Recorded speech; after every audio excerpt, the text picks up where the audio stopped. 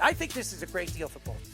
When you look at a guy like Semien, he is one of the best defensive players in the infield in the league. He's a Gold Glove winner, and you have him and Lindor. Lindor is your shortstop and him as your second baseman. You have two elite players in the middle of your field. What the Mets are looking at is they had problems at second base last year with McNeil. McNeil was a shell of what he was over the years where he was an elite defender when they moved him around the field. Brandon Nimmo, he's been a great Met, 14 years, great personalities, very good to the fans. He has been a good defender out in the outfield. This past year, he wasn't as good as he was. I think that Stearns is trying to shake things up. They fell short last year. This is a team that is expected to be a contender, especially with the moves they want to make in the offseason. I do believe they're going to do whatever they can to bring Edwin Diaz back. Pete Alonso is definitely the next guy that they're going to try to sign. And I wouldn't be so surprised if they make a run for Tarik Skubal. I think he's the guy, he's the missing puzzle piece for the Mets to be considered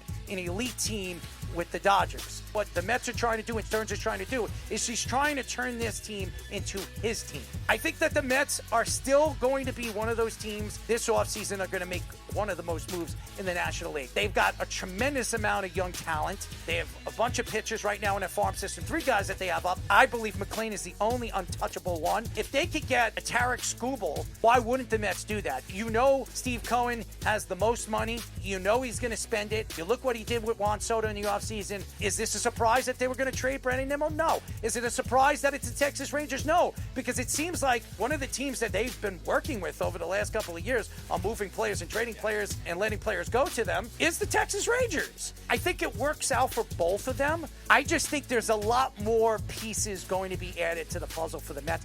I don't know how many more moves the Texas Rangers are going to make. I think they're going to move players. I think Seager's going to get traded this offseason. I think they're trying to go younger. They've got a young farm system. They want to bring their guys up. Nimmo is a guy that's a lot younger than Semien, 3 years younger than Semien's is. You'll get more out of a guy like Brandon Nimmo, and they needed help out in the outfield. It works out for both teams, but I think this is a home run for the Mets. I think the Mets are looking to win a World Series this year, and I think they're out to spend money and move pieces where I believe Stearns believes that they're going to be a contender.